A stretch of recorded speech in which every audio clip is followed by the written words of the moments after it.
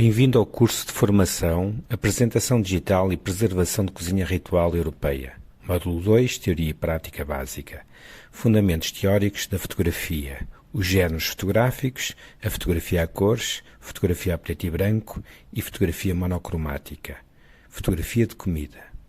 Esta lição visa fornecer aos estudantes as noções e conceitos básicos relacionados com os diferentes géneros fotográficos. No final da aula, os alunos conhecerão as principais técnicas para a realização de fotografias relativas aos géneros fotográficos de cor, monocromática e fotografia de comida. A fotografia a preto e branco nasceu de uma falha técnica. Quando a fotografia foi inventada, não havia nenhuma tecnologia que permitisse capturar uma fotografia a cores. Foi necessário esperar até 1935, quando a Kodak inventou o filme a cores. No entanto, ainda hoje continuamos a fotografar a preto e branco. De facto, este tipo de fotografia adquiriu um valor artístico ao longo dos anos. Podemos acrescentar que, quando as câmaras utilizavam película fotográfica, tínhamos de escolher se devia utilizar uma película a cores ou uma película a preto e branco. Atualmente, as nossas câmaras fotográficas permitem-nos escolher, na fase de pós-produção, qual dos dois tipos de fotografias queremos para a foto final. Contudo, fotografar a preto e branco deve ser sempre uma escolha a priori e não a posteriori, porque a fotografia a preto e branco segue regras muito específicas, uma vez que a fotografia a preto e branco é expressa pela composição a partir da luz e de sombras. Para obter uma boa fotografia a preto e branco, não basta simplesmente converter uma fotografia digital a cores para preto e branco, ou fotografar com o filme a preto e branco. Se quisermos tirar fotografias a preto e branco apelativas, temos de ter em conta a luz e a sombra. Devemos treinar o nosso olho de modo a observar o mundo como se fosse a preto e branco, de modo a compreender os elementos fundamentais da fotografia monocromática e perceber como utilizar o contraste dos cinzentos a nosso favor. Algumas fotografias parecem belas a cores, no entanto, quando transformadas em fotografias monocromáticas, perdem intensidade. As fotografias a preto e branco realçam alguns elementos que na fotografia a cores não parecem tão relevantes.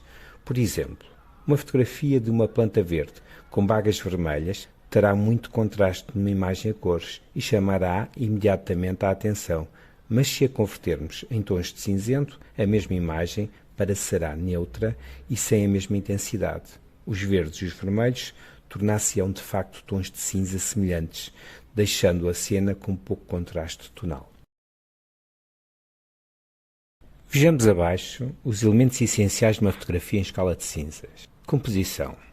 A composição é um dos aspectos mais importantes de uma boa fotografia. A escolha desta consiste na disposição dos elementos visuais dentro do enquadramento da fotografia. Na fotografia a preto e branco, devido à ausência de cor, a composição será muito importante, se não essencial, para obter uma boa fotografia.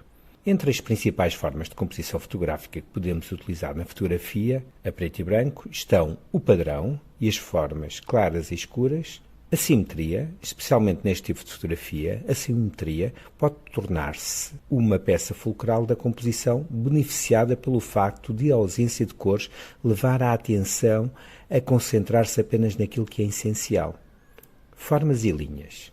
Um conjunto de formas e linhas, numa fotografia a preto e branco, com os seus contrastes entre claro e escuro, irá acentuar esta característica da composição. A luz é o elemento fundamental de qualquer tipo de fotografia. A luz que provém da fotografia, dependendo da qualidade e direcionalidade, desenha as formas e os volumes dos objetos representados. No entanto, na fotografia a preto e branco, a iluminação torna-se bastante importante, uma vez que não temos informação visual sobre a cor. A iluminação determina não só o brilho e a escuridão de uma imagem, mas também o tom e a atmosfera da mesma. Também, as sombras que a luz desenha são muito importantes. De facto, há que ter em conta o grande impacto que a sombra tem na fotografia a preto e branco. Elas não são apenas as partes mais escuras de uma fotografia, são elementos decisivos na escolha composicional e, por vezes, até o próprio objeto das imagens. As sombras são importantes na medida em que realçam os detalhes, oferecendo grande capacidade de contraste que acrescenta caráter às imagens e textura ao tema. Para compreender a fotografia a cores, é necessário primeiro entendermos o que é a cor. A cor provém da luz. Os objetos que nos rodeiam são atingidos pela luz do Sol. Parte desta luz é absorvida pelo objeto, enquanto uma parte é refletida. O comprimento de onda do reflexo determina a cor do objeto que estamos a observar. Na cor existem 3 propriedades a considerar: a tonalidade, o brilho e a saturação. Atribuímos o nome de tonalidade às cores em geral. Já a luminosidade é a quantidade de luz refletida. Quanto mais luz for refletida, mais próxima a cor percebida estará do branco. Por último, a saturação é a intensidade do tom. Podemos passar de um tom magenta intenso e brilhante para um magenta baço. Quando se reduz a saturação de uma cor, está a aproximar-se do tom cinza. As cores podem ser classificadas em primárias, secundárias e terciárias. As cores primárias, subtrativas, são cores fundamentais, pois não podem ser obtidas misturando qualquer outra cor. Estas incluem o vermelho, o magenta, o azul, o ciano e o amarelo. As cores secundárias são obtidas misturando 2 cores primárias em quantidades iguais. Cada par de cores primárias misturadas em conjuntos gera uma cor secundária. As cores terciárias são obtidas misturando as cores primárias em diferentes partes. O olho humano é muito mais complexo e registra as cores melhores do que a câmara fotográfica. Este registra as cores, corrige a luz, sendo possível vê-las como realmente são. A câmara, por outro lado, é condicionada pelo tipo de luz que estamos a fotografar. Por exemplo, a luz solar, uma luz de tungstênio, uma luz fluorescente. Um aspecto fundamental da luz é a temperatura da cor. Cada fonte de luz tem a sua própria temperatura. O Sol, a lâmpada de halogénio, a lâmpada incandescente, o neon, o flash, são todas elas fontes de luz, cada uma caracterizada por uma temperatura de cor diferente, afetando a cena a fotografar. A temperatura de cor na fotografia é medida em graus Kelvin. A escala de temperatura de cor visível ao olho humano varia de 1700 graus Kelvin a 12.000 graus Kelvin. As temperaturas Kelvin mais elevadas correspondem a temperaturas de cor mais fria. Por exemplo, a luz de um flash de 5.000 graus Kelvin é fria. As temperaturas Kelvin mais baixas correspondem a temperaturas de cor mais quente. Por exemplo, uma vela tem uma temperatura de cor de 1000 graus Kelvin. A temperatura de cor de um dia de sol ao meio-dia é de 5.600 graus Kelvin. No entanto, em dias nublados, a temperatura de cor aumenta de 6.500 graus Kelvin para 8.000 graus Kelvin. Um céu limpo e sem nuvens tem uma temperatura de cor que pode atingir os 27.000 graus Kelvin. Quando tiramos uma fotografia, devemos, portanto, ter em conta o tipo de luz que temos em cena, configurando o balanço de brancos na nossa câmara. Através deste, podemos cancelar a cor dada pela temperatura das fontes de luz que iluminam a cena a fotografar. Se soubermos a temperatura da cor, podemos neutralizar os seus efeitos. Nas câmaras digitais, o balanço de brancos é um ajuste que transmite à câmara qual a temperatura de cor que o branco pode aparecer. Por exemplo, a luz ambiente tem 3.200 graus Kelvin, na luz solar 5.500 graus Kelvin. Para obter um balanço de brancos correto na câmara, podemos definir o balanço de brancos para o modo automático, permitindo à câmara que avalie a cena envolvendo e escolha automaticamente a temperatura de cor, com base nos parâmetros definidos pelo fabricante em relação à temperatura de cor. Podemos observar a cena tentando compreender qual ou quais as fontes de luz que a iluminem e, posteriormente, definir um dos modos fornecidos pela câmara. Tungstênio, cerca de 3.000 graus Kelvin, lâmpada fluorescente, 4.000 graus Kelvin, luz do dia, 5.500 graus Kelvin, flash, 5.900 graus Kelvin, nublado, 6.000 graus Kelvin e sombreado, 7.000 graus Kelvin. Podemos ainda estabelecer um balanço de brancos manualmente. Para o fazer, é colocado o balanço de brancos manual e fotografado uma folha em branco. Estamos rodeados por cor e não conseguimos evitá-la quando tiramos uma fotografia. É preciso terem atenção à cor de forma a obtermos fotografias interessantes. Podemos ter uma fotografia onde há poucas cores, mas onde estas sejam dominantes. Neste caso, a composição deve ser simples e linear. Tendo em conta o círculo cromático, se quisermos criar uma foto onde esta passe uma sensação de calma e relaxamento, podemos utilizar cores que estejam próximas umas das outras, dentro do círculo. Se quisermos criar uma foto com alto contraste de cores, usamos as cores que estejam em lados opostos do círculo cromático.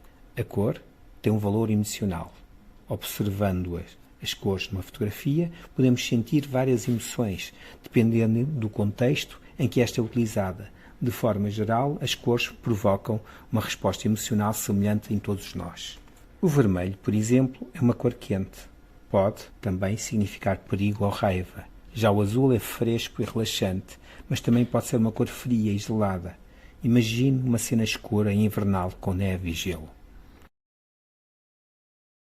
Nas redes sociais, onde a imagem adquiriu uma importância extraordinária, desenvolveu-se rapidamente um novo género de fotografia de alimentos. Este novo género teve um notável impulso devido aos famosos programas televisivos que têm como foco a comida e a cozinha.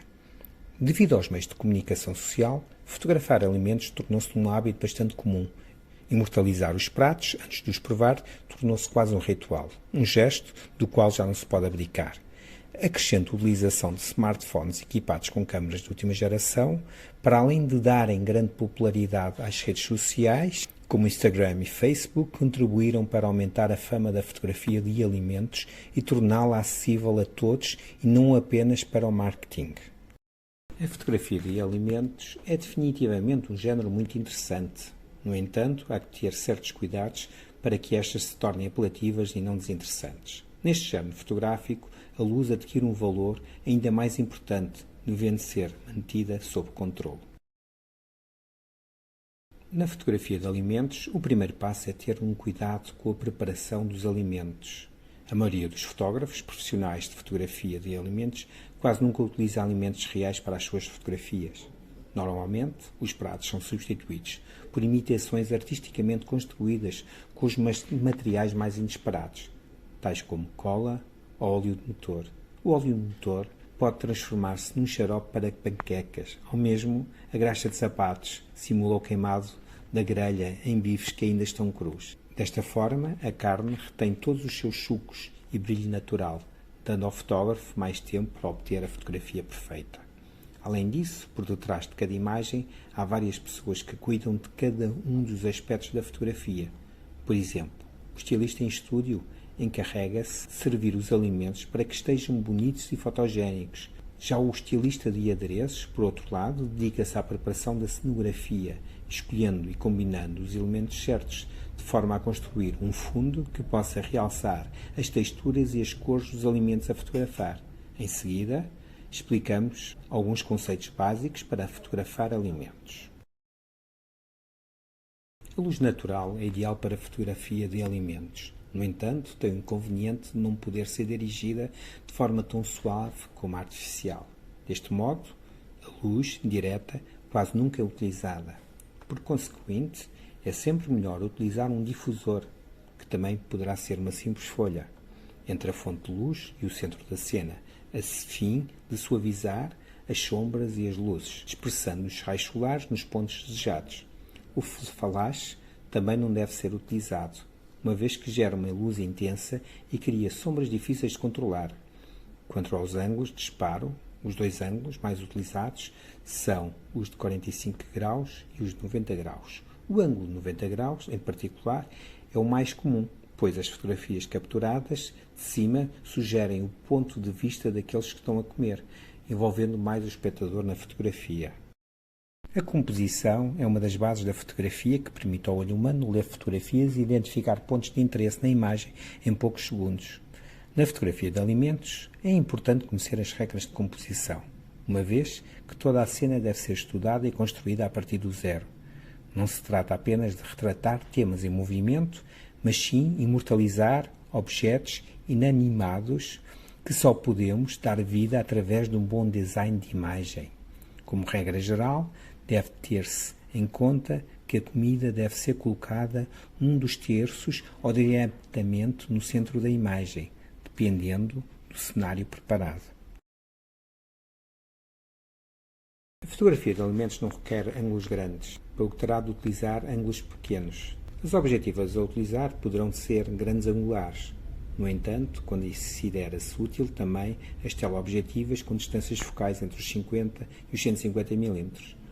A utilização destas lentes também permite ter uma abertura focal ampla que dará às fotografias um agradável efeito de bokeh, que irá atrair o olhar do espectador para as estrelas das nossas fotografias, ou seja, o alimento. Outro aspecto muito importante a ter em conta é a cor.